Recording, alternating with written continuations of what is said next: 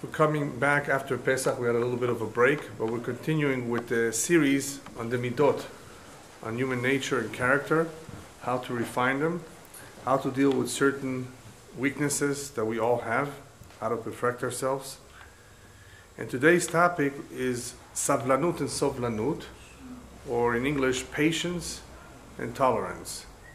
Something that we all could use in life, right? Now, why did I combine the two? Even though the two are slightly different, they do share some characteristics. There is a link between them, as you will notice later on. Patience and tolerance. Patience is a virtue, they say. Have you heard of that saying? Patience is a virtue. A virtue meaning it's a beautiful trait to possess. And the reason why it's beautiful is because it really is helpful. It could really help us in many areas of life. One of the areas is relationships between husband and wife. You need lots of patience. You need patience and tolerance. You need two of them. It's important in the education of one's children, whether it's raising them, educating them in one's home, or whether we're dealing with a teacher who has to deal with difficult kids. And these two midot are very important in life in general, because in life, as we pass through life, we find ourselves with many hitmodeduyot, as we would call them in Hebrew, many challenging situations that we have to contend with. One of them being that our plans do not always work out as we had wanted them to work out, or as we anticipated that they should work out. When things go wrong, we become frustrated, we become disappointed, and that's where patience could be very important, it could be very useful. Plus, tolerance is something that we need because we deal in life with difficult people. I'm sure some of you, if not all of you, have come across a difficult person, whether it was a neighbor, a friend, a relative. And what is needed then is also perhaps a combination of patience and tolerance. So because of all of these kind of situations, it is a good idea to learn a little bit about this midah, about this characteristic. It will also be very useful, le'et sarah, chas v'shalom. Le'et sarah meaning, chas v'shalom, if there's a tragedy, somebody very dear to you passed away, or any other unexpected tragedy, it requires a certain amount of strength to be able to deal with it properly. And all the midot, actually, give us a strength. All the good midot, the positive midot. If one has the right attitude, then he can deal successfully with almost any situation. Rabbis tell us that God never will challenge us with something that we cannot deal with properly. If you're in a situation, if you were put in a situation, whether it's an individual or in general, the circumstances are such that you can handle them. It's not that you cannot handle them and therefore you give up and run away from it. If you're there, that means you can deal with it. But in order to deal with it successfully, one needs to possess certain midot that he's not necessarily born with, that he has to train himself. Life, after all, is a school. We're always learning. One can never claim that he's retiring from learning. I have never heard anybody say that, even though some people just give up learning. There are those, interesting, that go back to school after they're 60 or 70. They got nothing better to do, so they go to school.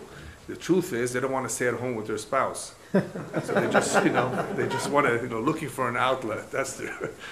Anyway, I'm sure they're eager to learn. There's a lot to learn in our day of age. Every day there's new technology. There's always new things to learn. Some people are unemployed these days, so they have to learn a new trade. Learning is something very important. As you will see, when it comes to midot, some midot are related. Related meaning that if you have one of them, it will help you with some other ones. It's not like you start from scratch. We may be able to deal with a particular midah better because we possess some other midah. If we don't possess any good midot, then we're really in bad shape. So one of the things that we have to know from the very start is that it is important to have the proper hashkafa. For a Jew, it is even more important. Hashkafa is a very powerful word in Hebrew. It means the right perspective, the right outlook. If we see things with clarity, which we don't always see, but if we were to see things with clarity, we would never be worried. We would never be disappointed. We would have a completely different understanding about life, but we don't always see things with clarity. We don't have that kind of a vision. They haven't made glasses that will enable us to understand why things happen. But we have an advantage, the Jewish nation, that we have the Torah. We have Sifrei Musar. We have words of tzaddikim. Situations that we have today that have occurred in the past. History repeats itself. Do you think the problem that you're having now did not exist in the past? Well, how did they deal with it in the past? How did the rabbis deal with a particular situation? So we can learn, we can look back and see how others did it, and we can succeed. So there's no reason to give up, there's no reason to be frustrated. What it takes is hashkafa tova ubriya ve'etana, a very strong and very clear perspective, outlook, which can only be gained by learning Torah. If one does not learn Torah, one does not go to shiur, it is impossible for him to see things in the eyes of the Torah.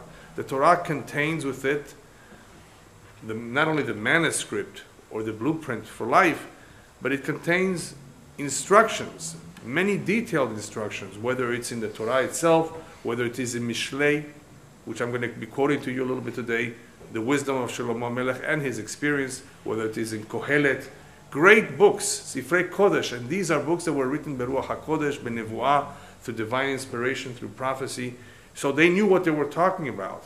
This is tested. This is not some philosopher or psychologist from Greece, right? This is something that we can trust.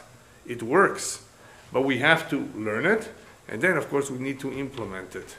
It's not enough to learn. You need to make a decision to implement it. So when one has the right hashkafa, when one sees things properly, he will be able to succeed in acquiring and developing good midot, regardless of the midah, whether it is patience, whether it is controlling his anger, whether it's not being lazy, that we spoke about before, regardless.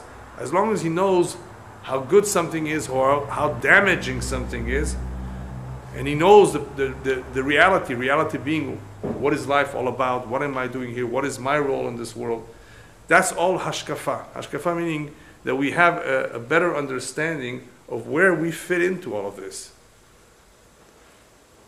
So therefore, I chose this midah to speak about tonight because it follows the last lecture. The last lecture that we gave before Pesach had to do with, anybody remember? Discipline. Discipline, mishma'at, discipline, plus we spoke about the willpower, self-control, all of those goodies. These are very important midot.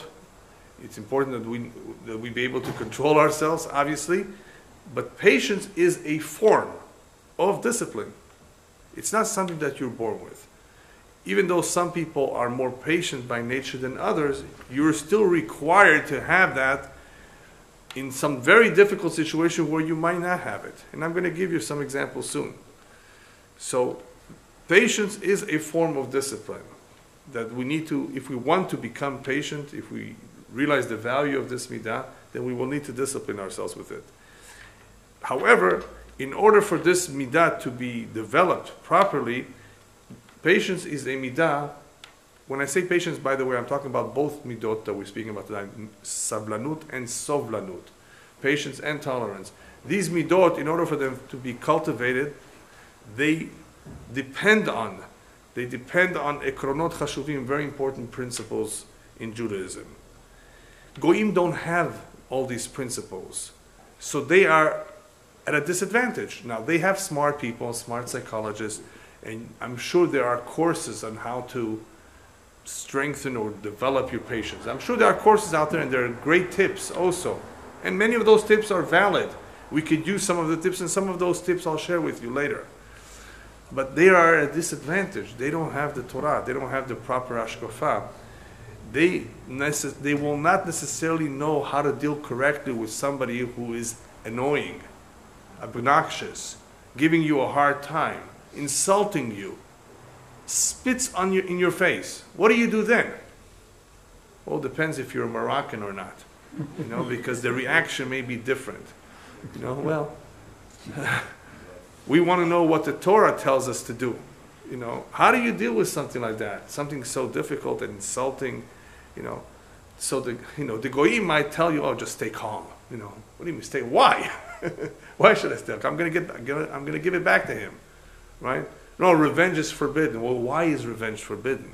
See, they don't go into that level. They don't go to that depth.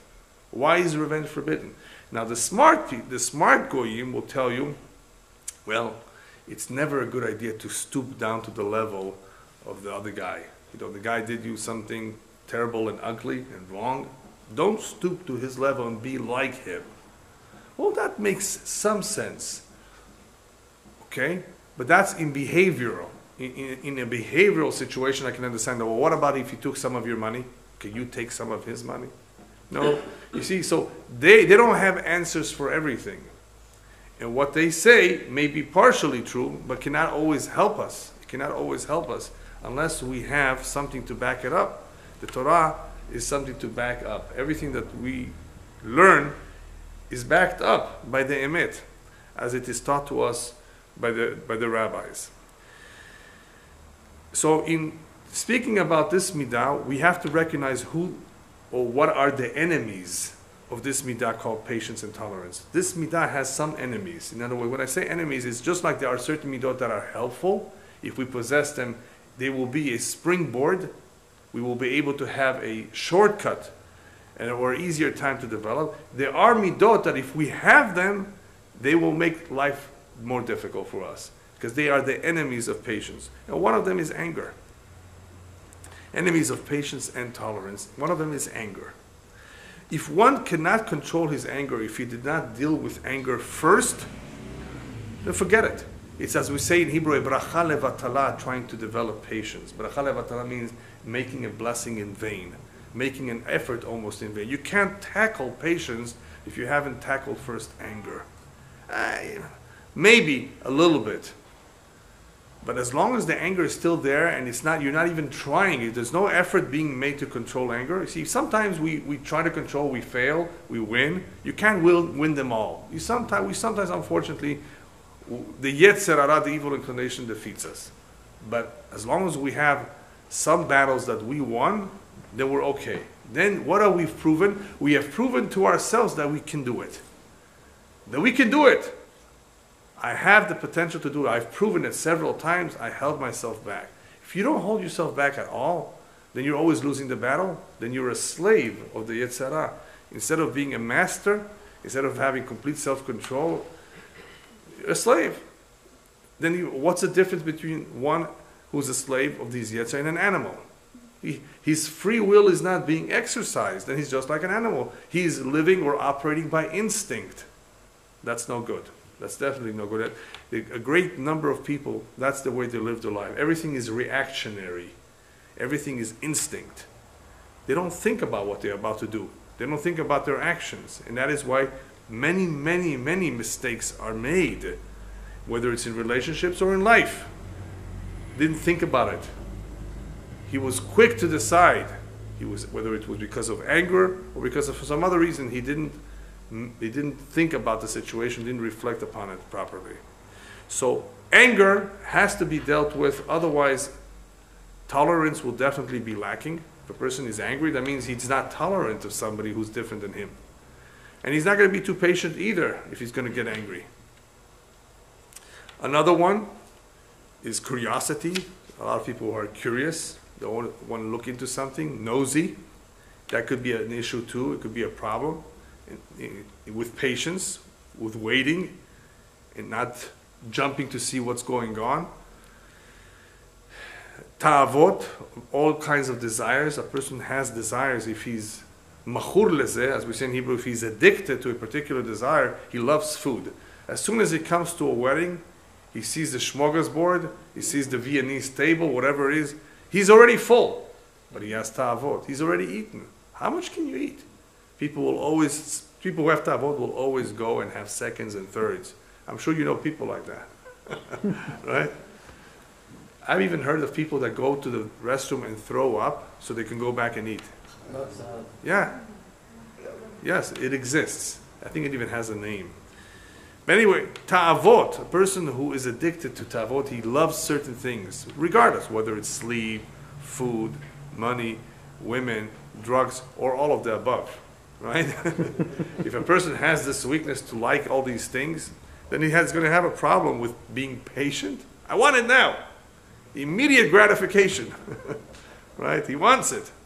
He's going to have a problem with that. Or boredom. A person who has nothing to do is bored, right? It's also going to be a problem. Rabbi tells us boredom is a problem in a different way. It could easily lead one to sin. Nothing to do, it's going to fill up his time with something wasteful, something not healthy. So boredom, person doesn't have his time managed well, does not have anything positive to do with his time, he could easily get into trouble. Another example perhaps would be another enemy of the patience and tolerance would be hakpada, which we'll talk about another time. Hakpada is being strict. It's also being demanding. It's also being picky. The word hakpada therefore means three things. I guess depending on the situation, it could be strict, which is the literal meaning of the word, strict. It could be demanding, or it could be picky. Regardless, that's called hakpada. And we'll be talking about that separately a couple weeks from now. Midat hakpada. Anybody who has any one of these, and perhaps more midot, they would be enemies of patience and tolerance. These two midot that we're speaking about, patience and tolerance, therefore have certain enemies. In other words, if we don't deal with them, then we will not be able to succeed in being accepting of people. After all, what's tolerance? Being accepting of those who are different than you. Those who don't behave the way you wanted them to behave. So if you have these enemies, midot that are enemies, then it's going to be a lot more difficult. So I gave you a little bit of an introduction of what goes on with patience and how it can help us a lot in life and what some of the enemies of patience are. Let's try now to define it. What does patience really mean? Anybody know where the word patience in English comes from? You don't have to work too hard to think about it because in Hebrew it's called savlanut, and you will not really find the word savlanut in the Torah for patience. What the Torah calls patience we'll get to soon. Even though you see the root and you see similar words of savlanut or sablanut, huh? You find the word lisbol. You find the shoresh, the root of the word means sevil. And patience also, sevil meaning to... Patient, from a patient who's sick. To what? A patient who's sick could be, or a person who... Lisbol means to suffer. To suffer. To suffer. And that's what the word patience means in English. It comes from the Latin word pati, pati meaning to endure. To endure or to bear. Bear means to carry or to suffer. It's the same idea. So it just happens to be that the English word and the Hebrew word have a similar idea or concept from the root that they borrow to define patience. So patience does involve pain. It's painful. It can be painful. You have to be willing to endure. You have to be willing to work with it. You have to be willing to just hold off for whatever amount of time that is necessary. I found a nice definition of it in one of the discussions about patience that I read, and they define it as perseverance under delay or provocation. Either delay or provocation. And this is very good, a good definition, because we're speaking about both patience and tolerance, savlanut and sovlanut. In Hebrew, you might get confused because the two words appear to be the same, but they're spelled differently. One is savlanut, is patience with situations and with people, and sovlanut is lisbol anashim, is to tolerate people. That's a different idea, but because they're related, we're speaking about the two of them. Now, in order to properly understand what we're dealing with, let's take a quick example of what we have today that they didn't have 40, 50 years ago. And that's called traffic. Traffic during rush hour. I think we all will agree that you need a lot of patience.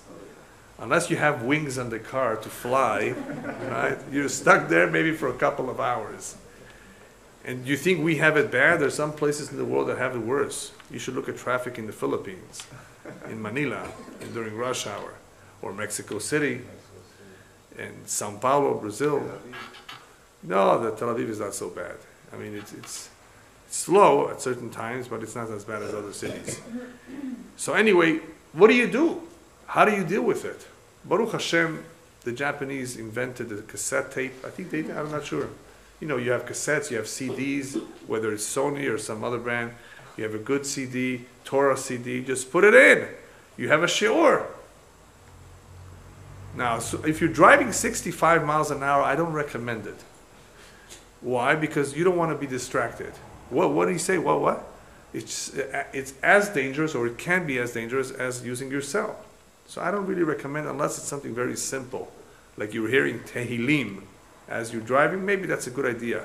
Tehillim is definitely better than rock and roll, right? So definitely that's a positive entertainment or activity that you can do while you're driving.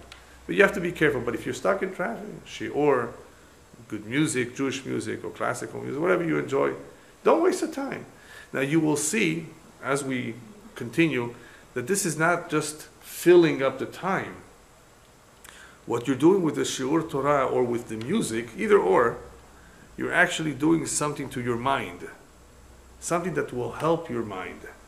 Whereas in the absence of the music or of the Torah, you know what tension builds up in a person, even though he's calm and has all the time in the world. You know how terrible he feels?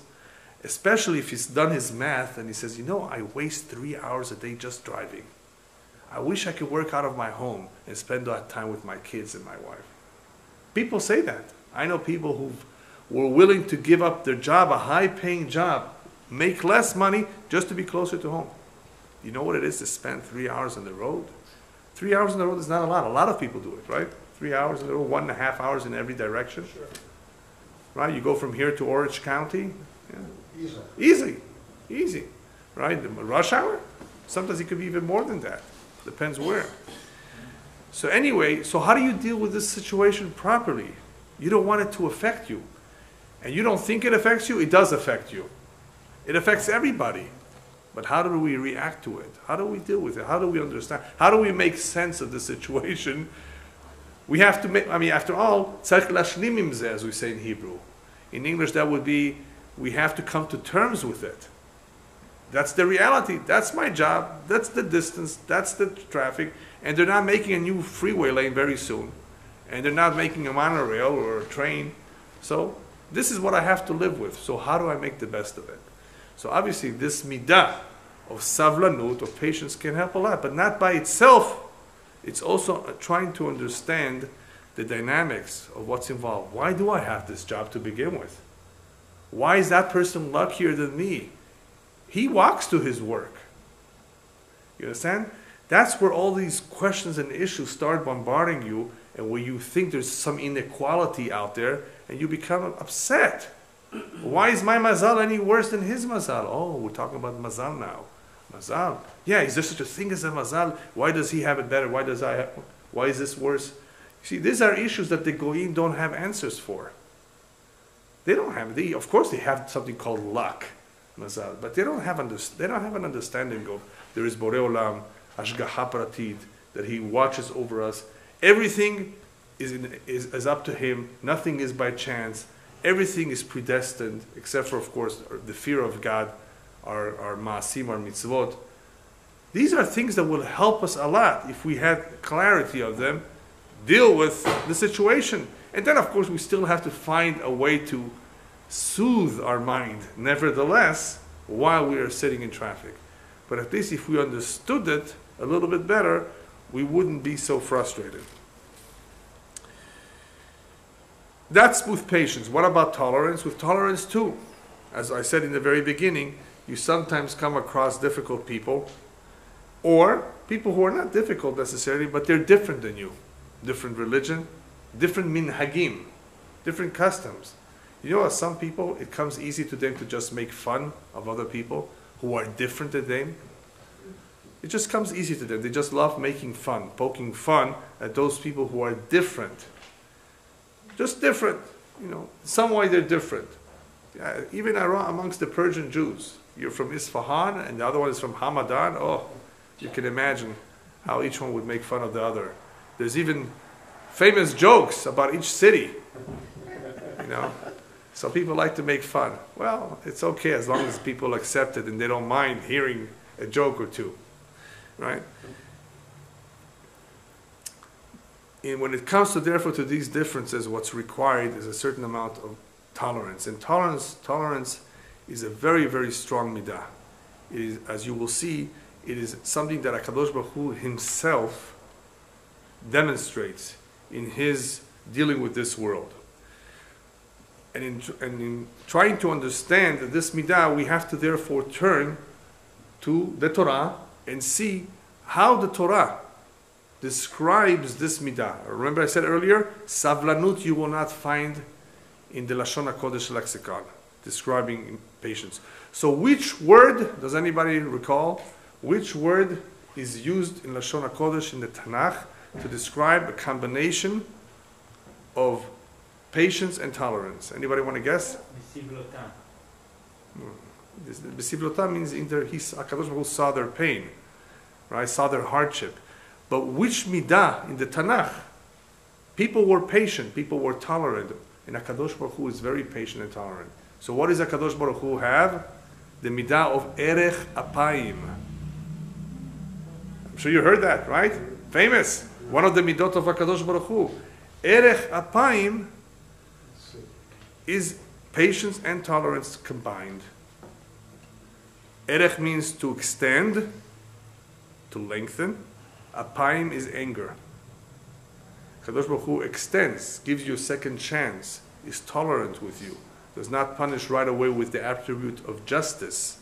He's patient with you, gives you another chance. Erech apayim, a very powerful midah.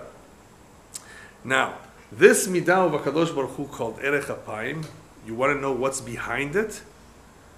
It's called patience, it's called tolerance, but what's behind it?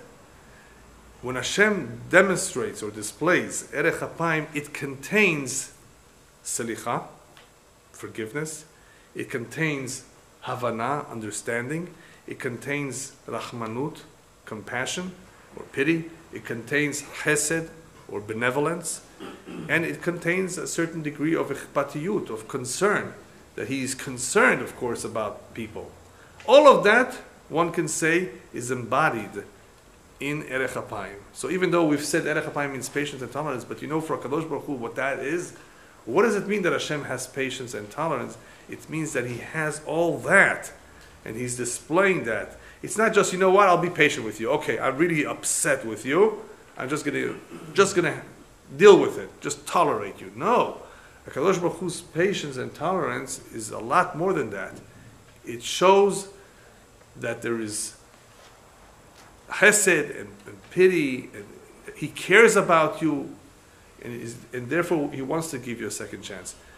And the reason why I'm telling you this is because now that you will understand what this midah for Hashem is, what it involved and what it contains, you will see why it is lacking in human beings. Human beings do not have this midah or are not strong in this characteristic because they don't have by birth or by nature, instinctively they don't have, they didn't inherit the pity, the caring, the understanding, and the willingness to forgive automatically. They have to cultivate and develop these things. By Hashem, it's part of him. That is his midah. Hashem is like that. He is caring, he is kind, benevolent, and giving us a chance, and therefore willing to forgive us. He's understanding of it because he created us. He understands human nature. He understands it better than anybody else. So you see how it's all normal and natural for HaKadosh Baruch Hu, therefore to be erech apayim, because it includes all of that. But we, because we don't have it by nature, we have to learn these things. So we're not automatically patient. We're not going to be automatically tolerant of somebody who's different. We have to learn it. And hopefully we will learn it, because it's important to learn. So now that more or less, Baruch Hashem, we understand how important it is, and we've defined this midah, we have to know how to develop it and how to strengthen it. And we have to see, in order to do that, we have to see the real benefits of it. And hopefully that will motivate us to work on ourselves, to have both patience and tolerance. Rabbis tell us, Adam le'amal yulad. Adam le'amal yulad is a very powerful statement that the rabbis tell us. Man was created to work, to labor. What does that mean? We did not come into this world for a picnic. Life is not a picnic. You've heard that saying. Life is not easy, it's tough. Sometimes it's easier, sometimes it's more difficult. But we have to understand that, number one, what is life all about? What's man's role in this life? He has a job. And it's not necessarily an easy job. And every human being, every individual has his own havila, has his own package, or as they say in Yiddish, has his own pekale. And when we say the word pekale in Yiddish, they mean his own package of tzarot, of difficulties, that we B'ezrat Hashem, hopefully should not have. But it sometimes happens that everybody has his ups and downs in life, and they are his pekale. So man comes into this world not knowing right away that he's here to work. He figures it out soon, hopefully, unless he's on the line collecting welfare check. He still hasn't figured out you're here to work, not to get stuff for free. But anyway, if he's figured it out, he's going to learn a trade, a profession, go to school, or start a business, and work, so you can support a family. That's the general understanding of, hopefully, of what an average human being will have, that he's here for a purpose. He doesn't know exactly what the purpose is. He's not a religious man, but he knows part of it involves work. Otherwise, he won't be able to eat. So he's using common sense. He's using logic, or he's being told by his parents and his friends, this is what you got to do. But in Judaism, we take it one step further. La'amal yulad, you have a choice. You have a choice what you can do. You want to be a servant of God, or you want to be a servant of your Yetzer Hara? You want to just make money and just work to put food on the table? Or you want to focus more on amal for Hashem, on Avodat Hashem? We have a concept called the service of God. That was the idea behind the Mishkan in the desert, the tabernacle. That was the idea of the Bet HaMikdash. Tremendous amount of avodah of a different kind, a spiritual kind of work, Avodat Hashem. And for the Jew, if he understands this very well, to him this is the most important avodah. Because money is only a means to an end. It's not an end in itself. Money we need because we need to pay our bills. That's all. For some people, unfortunately, it's a goal. And when money becomes a goal, and they can't get there so quickly and so easily, they become very upset. Very, very upset. Relationships have been ruined a lot of times because of money. Families have broken apart because of money and because of inheritance. Everything is money. Money, money, money. Money has become an idol because money has become for some people an end in itself. And it's not. The reality is that it's not. The real amal, the real labor should be the service of Hashem. And the service of Hashem involves the fulfillment of mitzvot, commandments, from the morning to the evening, from the day we're born till the day we leave. That's the real amal. And that should be where our main focus is. However, in the process of this amal, there's additional things that we got to do that take our time and that require effort and investment, and sometimes it's not easy. And sometimes it requires tremendous amount of patience. But if we understand what it's all about and why there's a need for it, then hopefully we'll have an easier time with it.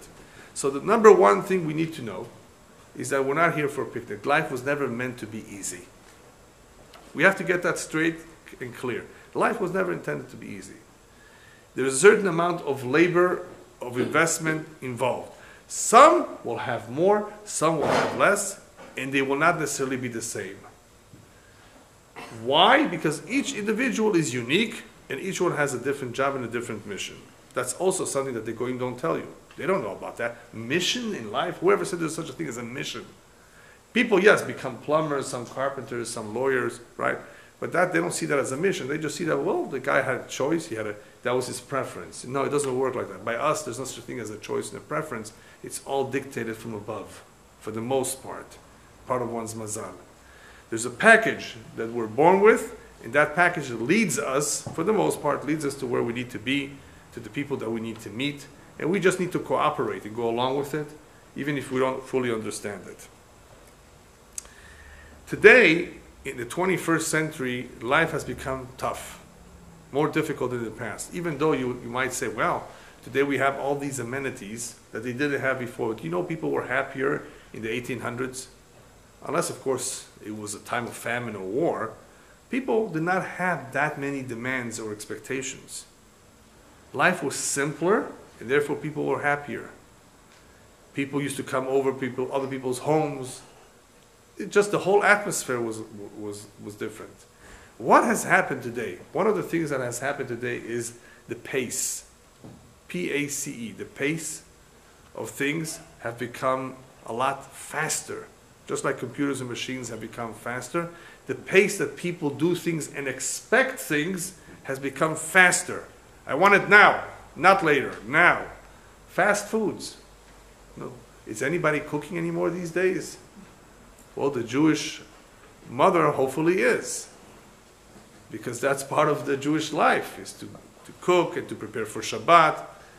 And during the weekdays too, as much as possible, people have gotten used to this kind of lifestyle where you buy out and you eat out, you don't cook. Things are done quickly, snacks, so they're not healthy anymore. They're obese, they've gained weight. Look at all the things that have happened as a result of the change in lifestyle, because of the pace, because of the emphasis. Just everything has deteriorated in many, many ways. So people have less patience today than they had in the past. Things are a faster pace. The emphasis is in the wrong area. People want immediate gratification, and when they don't get it, they're frustrated, especially if they see other people getting it.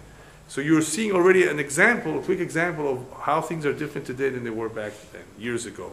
The pace, the quick pace, is going against the patience that people should have. In the past, people understood that things take time, and today they want things immediately. So because of that, a lot of people are unhappy these days, for all kinds of reasons. But this is one thing, things are just not working out the way they want it. They're having certain unrealistic expectations. So how do we deal with it? We want to correct it, right? We understand now the problem. Now we want to get to, what do we do about it?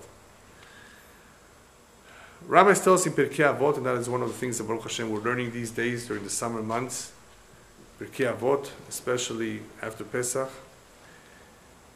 And you will find a very important piece of advice. Rabbis tell us, "Batel retzoncha mipnei retzono, b'kdei shehu yivatel retzono, retzon acherim mipnei retzoncha."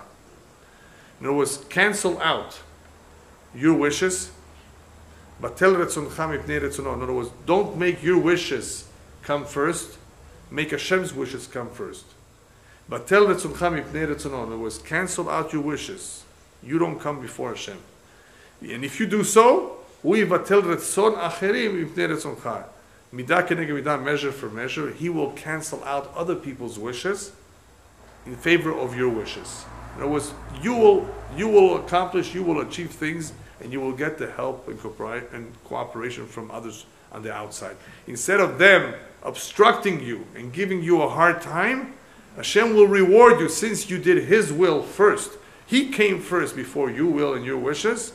Then He will make sure that your wishes come first before the will or wishes of others, of strangers, whether it's government officials, whether it's some enemy of yours, or some people who don't like you, regardless. Since you are willing to give up what's important to you for Hashem's wishes, He comes first, then your wishes will come first before the wishes of others. This is a mafteach. This is a very important key. A key that will help us understand that not everything is in our hand. Not everything is under our control. However, if we make Hashem supreme, Hashem's wishes number one, priority number one, and our wishes is number two, is not as important, then things will work out as best as they can. If we make our wishes first, if we insist on getting our way always, and wanting things our way only, then things will not work out. We will not have that divine assistance. We will not have that key. We will not necessarily succeed. We need Hashem's help. We need Hashem's help in every way, whether it's in health, or it's in parnasah, or in our relationships. We don't have control. You can't fight City Hall, they say. You just can't win them all, right? So what do? You pray. You ask for Hashem's assistance. You want His assistance? Then make sure that you know who the boss is. You know Hashem is the boss. He comes first. Not your business. You wake up in the morning, first thing, what do? We pray. We don't eat even. That's our wish, is to eat. We're hungry. No, we're not going to eat before we pray. If you need a cup of coffee, it's something else. But otherwise, the halakha is very clear. Hashem comes first, right? You go home, you sit down, you learn. You don't play cards, right? You don't watch TV.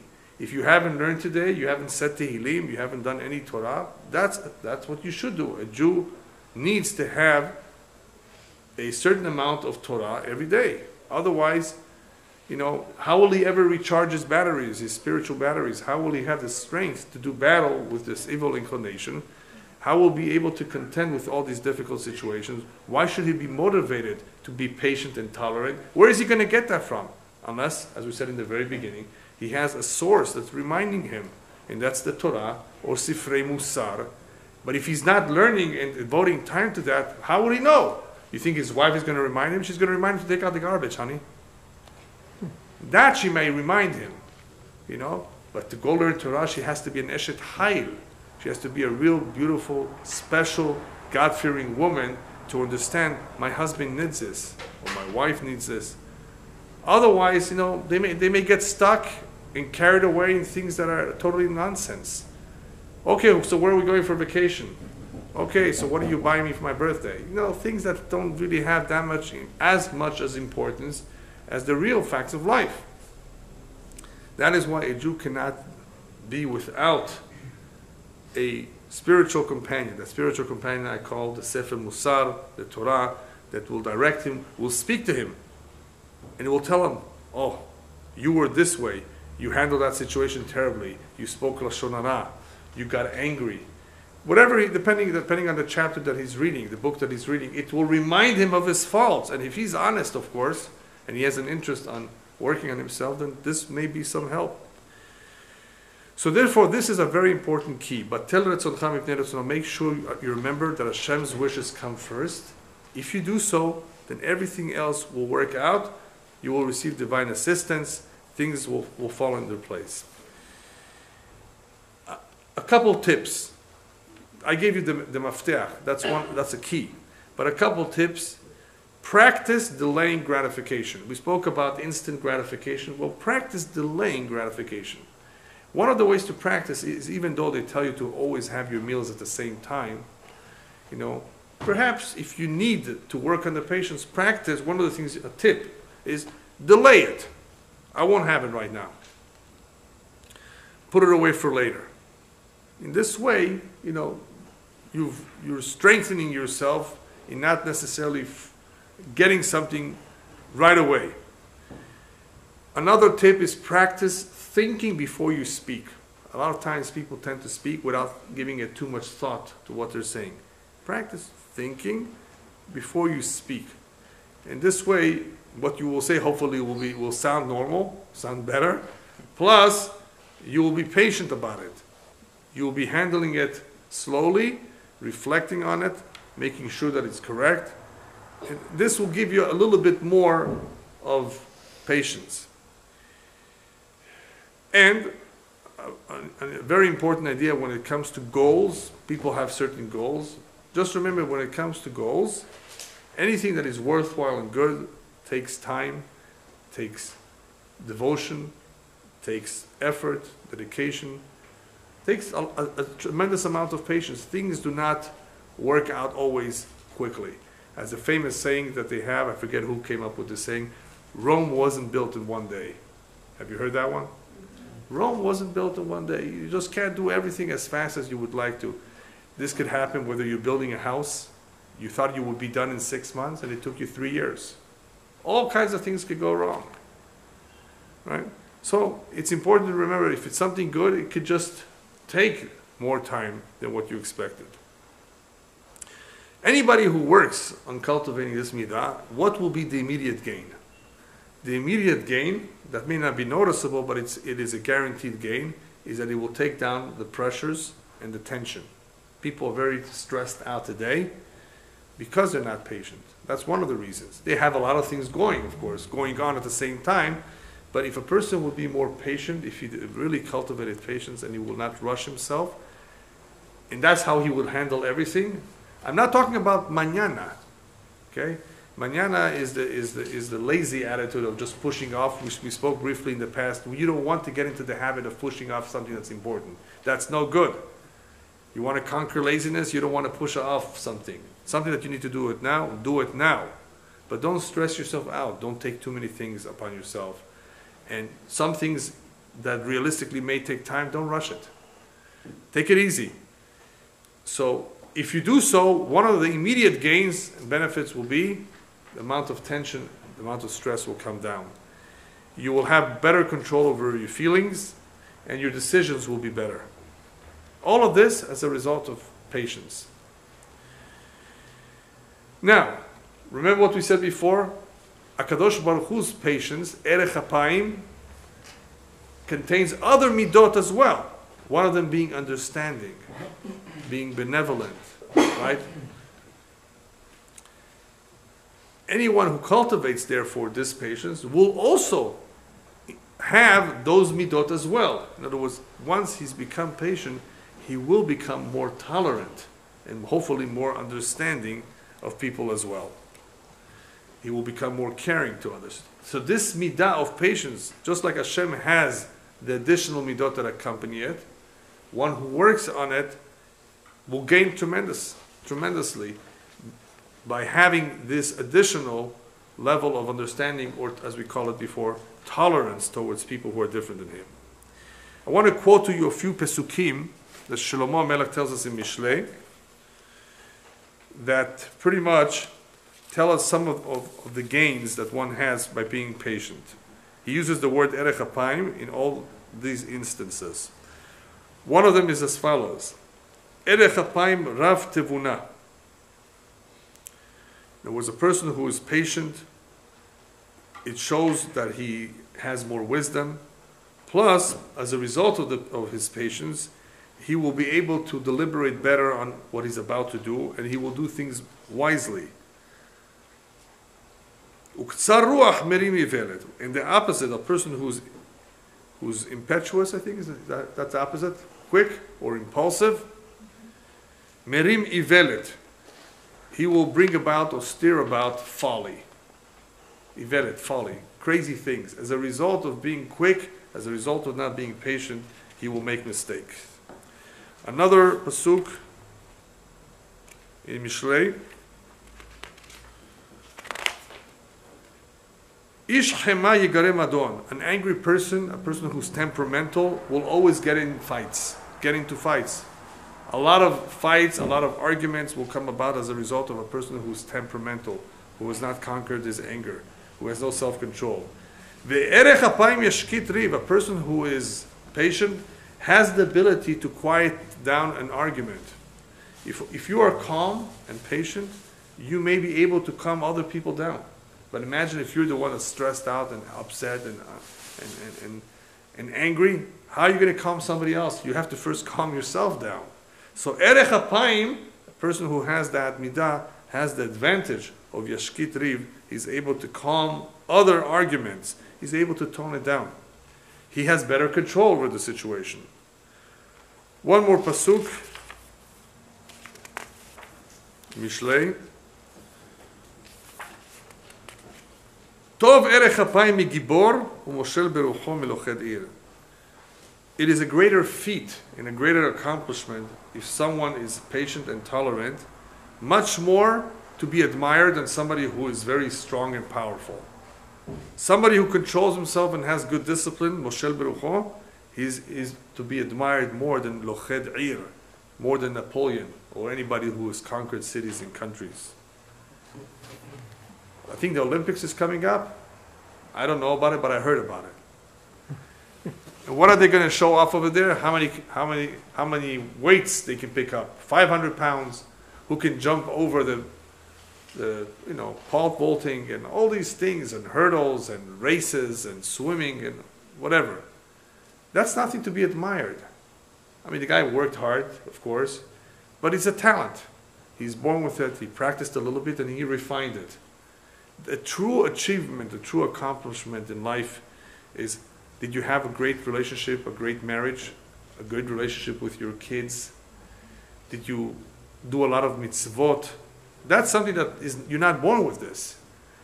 Did you acquire a good name and a good reputation for yourself? That's something that's important, because that's what they're going to talk about at the funeral. Not about how much real estate you left behind for the lawyers to take, right? Or for the IRS. Who cares about that? You don't take it with you. So what's an accomplishment? That which you take with you. What you take with you. That's called an accomplishment. What do you take with you? Your good name and your mitzvot and ma'asim tovim, and your good deeds.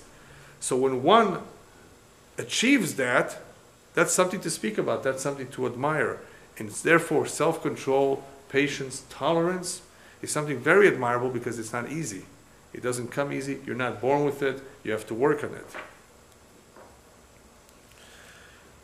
Rabbis tell us that HaKadosh Baruch Hu rewards one who does things against his nature in a tremendous way. In Hebrew, or in the Lashon of Chazal, this is called Mishe Ma'avir al Midotav. Midotav means midot, character. Mishe Ma'avir al Midotav means he goes against his nature. He goes against his nature to please someone. He doesn't insist on always being right or first. That's called Ma'avir al Midotav. He's forgiving. Even though he's right, he is forgiving. That's called La'avir al Midot. So the rabbis tell us, whoever is Ma'avir al Midotav, Ma'avirim lo al kol pesha'av, then HaKadosh Baruch Hu will also, measure for measure, be forgiving of his sins. He's forgiving of others, we'll be forgiving of him. So anybody who does something against his nature, basically that's what he's doing. He's going against his will, he's going against his nature to please Hashem, to please someone else. That is very admirable. And it's not only admirable, he will be rewarded measure for measure. The famous story that I may have already quoted in the past was the story of Rav Preda. Rav Preda, who had tremendous amount of patience and tolerance for a student. He had to review 400 times the same halacha, the same mishnah. The student was so difficult. He did not grasp it the first time. Somehow, it took a magical 400 times, and after 400, he got it. You know how much patience you need to have for that? 400 times to review the same thing? After 2-3 times, most of us would have given up. Go find yourself a tutor or something. Rav Preda, once there was an incident where he got confused at the last minute, and because he did not complete his 400 times, the student forgot it. He went back and started all over again. 400 times again. There was a heavenly voice that came out of Preda. We'd like to give you a choice. You want long life? Or do you want that your generation should all be welcome to the world to come? Chelek Olam Haba, your generation. He says, let my generation have a share to the world to come. What happened in the end? They said, well, you're going to get your wish, plus we're going to give you a long life. He lived to 400 years. Wow. Yeah, 400 years. Even though we thought that Tushelach was one of the last ones that had a long life. There was a couple people, a couple individuals here and there who had long lives. One of them was Yishai, the father of David. One of them was Ruth HaMoaviyah, according to our tradition. And Rav Preda, according to the sources that we have, I think it was 400 years. Either way, he had a very long life as a result of the tremendous amount of devotion, dedication, patience, and tolerance. Tolerance for somebody who's weak. He has a hard head, maybe just give up. No, he dealt with it properly, admirable, and as a result of that, he was rewarded. Okay, that's very nice. How do we implement this in our personal life? One who's Baruch Hashem married and has children may have some who are difficult, some children, sometimes they're tough. or a spouse who's difficult. What do? One of the keys to succeed in relationships with spouse and kids, the following tip applies to spouse and kids, is what the rabbis tell us. Le'olam tiyeh smol docha v'yimin mekarevet. Always use your right and left hands for different things.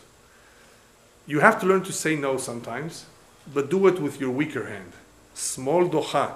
Use your weaker hand, your left hand, to push away. You don't always give what people want if it's not coming to them, if it's not right. You have to learn to use that, but use your left hand, your weaker hand.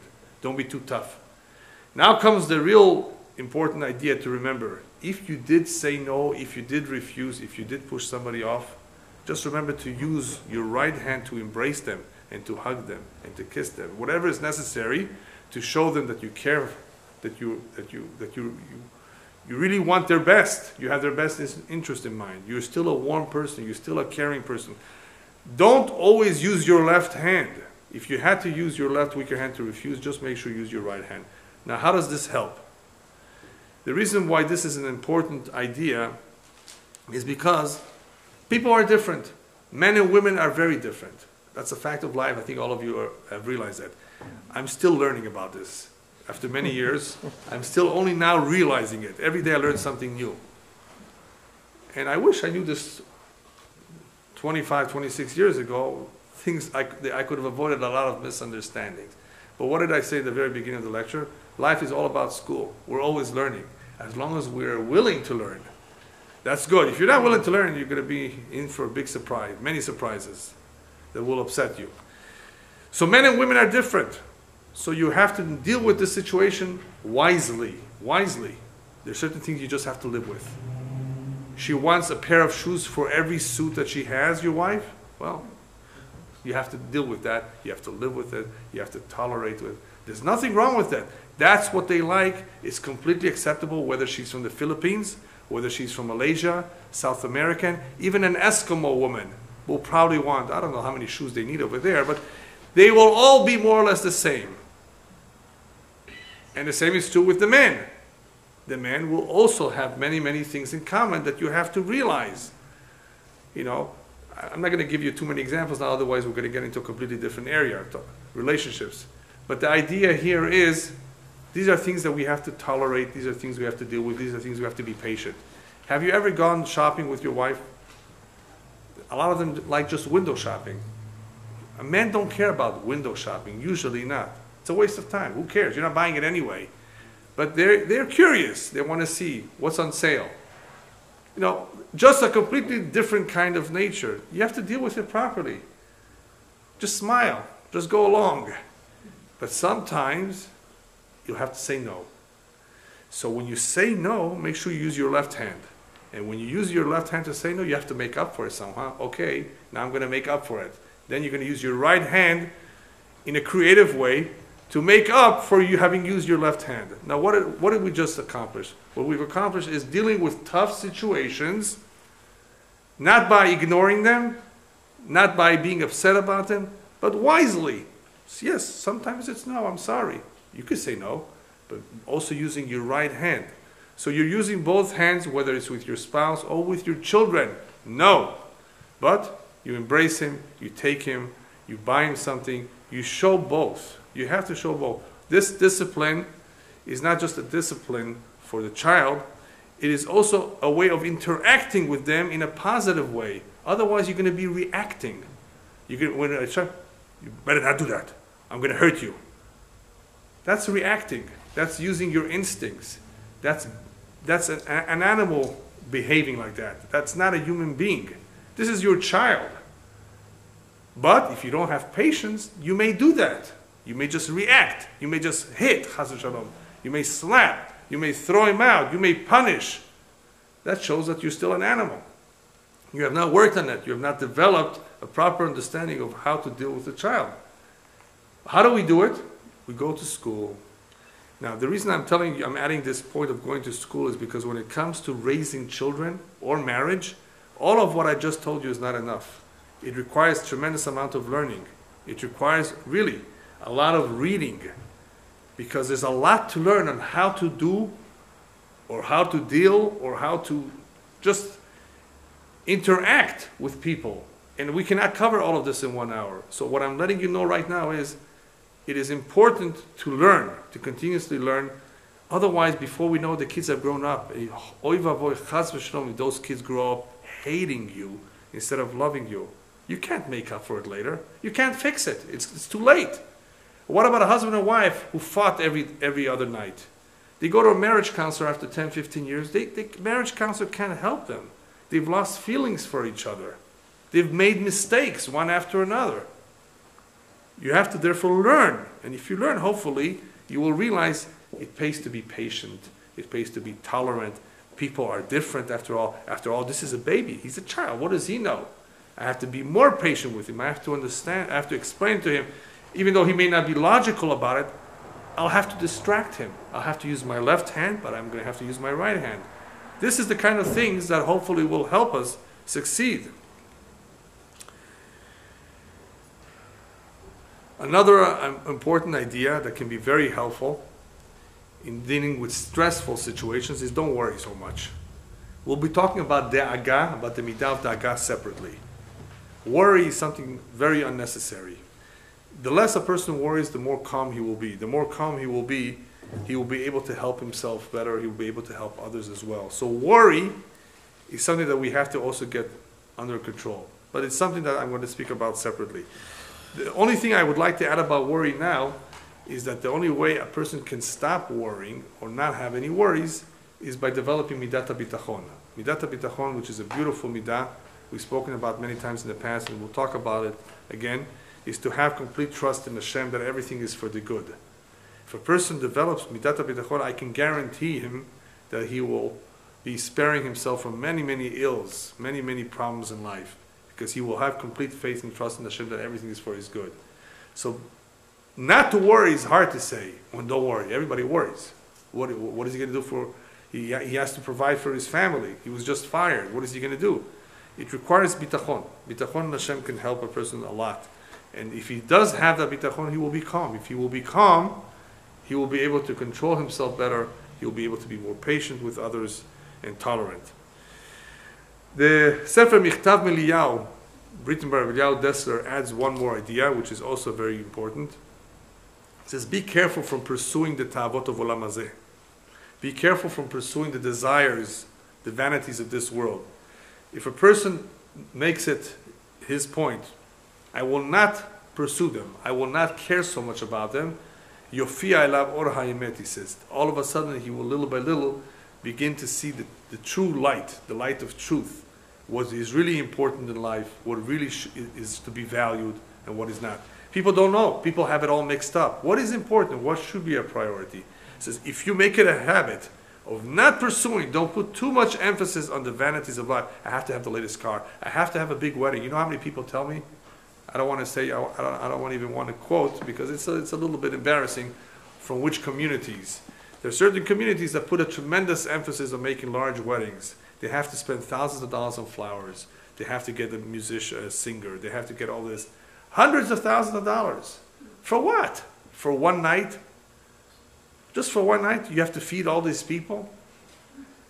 There was a guy who, people came over to him.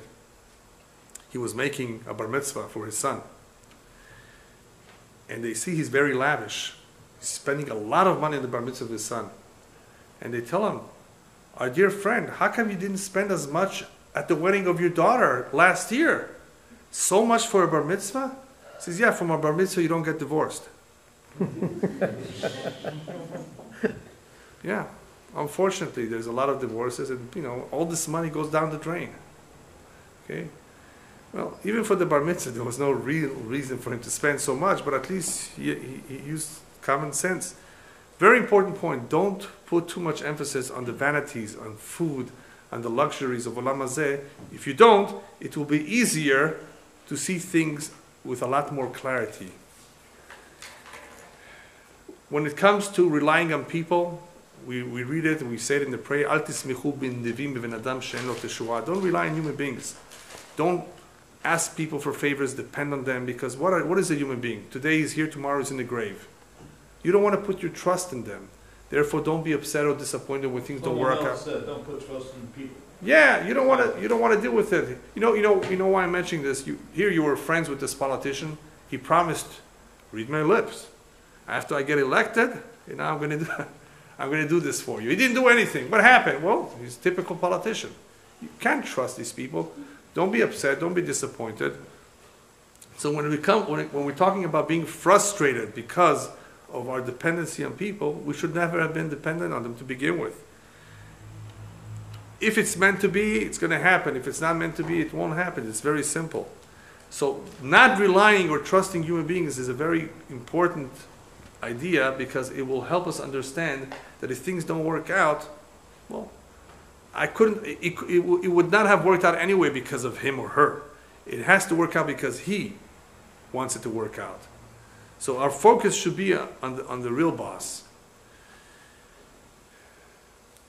I saw a beautiful saying, I think it's La Fontaine. La Fontaine said that what cannot be acquired through strength or through power will be acquired through time and patience. Sometimes things cannot be acquired through force, power. You just can't do it. You force your way, you won't do it. Sometimes all it takes is time and patience. And with time and patience, you're able to get your way sometimes. So just remember that idea. If you're having a hard time getting what you want, sometimes don't force it too much. Not only it may not be meant for you, but sometimes things work themselves out with time and with patience by themselves. I like to include in this idea the following. You worked so hard speaking to your neighbor, to your relative, giving him musar. You don't see any good results. He doesn't listen, he doesn't believe. Don't think your words were wasted. Every time you spoke and said a word, you planted a seed. 20 years from now, it could be they will flower. They will grow into something. He will do teshuvah because 20 years ago, you planted this idea in his mind. There's a story in Eretz Yisrael of a rabbi who used to walk by the house of a secular Jew for many years. Every Shabbat, he would tell him Shabbat Shalom, Shabbat Shalom, Shabbat. The guy didn't answer. He was a secular Jew. He didn't like religious people. But he did it for 20 years. Every Shabbat, he just never missed. The guy was so impressed over time, this built up, that he became a Baal Teshuvah. He came back. He says, he's thinking otherwise. He got into a conversation, and little by little he came back. Look what happened over time and patience. Not by force. Didn't put it down his throat. You got to keep Shabbat. Time and patience. As far as human beings and as far as tolerance, the best suggestion is to remember that everyone is a creation of HaKadosh Baruch Hu. Hashem sent Yonah to the city of Nineveh, the city of non-Jews, to ask them to do teshuvah. Every human being is special in some way. People died from earthquakes all over the world. You have to have empathy for them. They're also created by Hashem. It's important to realize that every human being is B'Tselem Elokim. And maybe this way we will be able to be more tolerant, even though they're different than us. One of the greatest midot that if we succeed in developing that will help us with both patience and tolerance is hitbatlut and anava. Hitbatlut and anava meaning humbleness, not considering yourself more important than anybody else, being nichna, being humble before others. If one works from that end, he will for sure be able to get to this end. Who was the greatest humble man in the world? Moshe Rabbeinu. And he was able to deal with the stubborn Jewish people. He was able to tolerate them. He was patient with them. He begged for them. He cried for them. He prayed for them. Where does it come from? Because he had this humbleness. So if you start from that end, if you develop that midah, you can for sure get to this midah. As I said in the very, very beginning, there are many, many midot that can lead us in this direction of developing patience. It's hard to start just with patience. You have to have a better understanding of certain ideas and better clarity of what we're here for and what life is all about. And then we will be motivated to be more accepting of everybody else. I'd just like to end with those who really in their life have difficult situations all the time, very often. They need to know the following. Every day, every moment, we are being tested by Hashem. Possibly every day, every moment. Possibly, yeah. We're being tested. Every difficult situation, every situation which can lead to disappointment, can lead to anger, can lead to being upset, or can lead to mahloket, is a nisayon. Regardless of why it happened, it's his fault, her fault, regardless, it's still going to be a test. And some tests are directly sent to us, and some just happen. Regardless of how it happened, remember this. And this will help you a lot in all these difficult situations. I'm being tested now. I'm being watched right now. I'm being heard right now. How am I going to react? What am I going to say? What am I going to do? Do you know what happens when a Jew thinks like that? If you ever had an employee, you would know what I mean. If you had an employee and you asked him to do something, is there a difference if you're watching him do it or if you went home and just let him do it by himself? What's the difference? If he knows his boss is watching him, you better believe it, he's going to do his best job possible. When a person knows that everything that happens to us is a nisayon, we're being judged, we're being watched, how are we going to react? Then hopefully this will help us. How will it help us?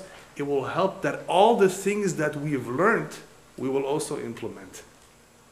It's very nice to hear about these things. It's very nice to learn a lot. It's very nice to know these things. But from knowing to doing, it's a long road. What will help us hopefully implement it is realizing Hashem is watching over us. He's looking. It's a test. Are we going to get angry? Are we going to react? What are we going to do? We're going to get upset? He's like this, he's like this, he's like this. I'm so upset at him. He's so different. I don't understand him. Complaints. You see, people are so far from being tolerant, from being understanding, because they miss this one little detail. Hashem is watching you. This detail in itself, I believe, is strong enough that if we take it seriously, it will help us, Hashem, implement all of the good midot that we've learned. Thank you.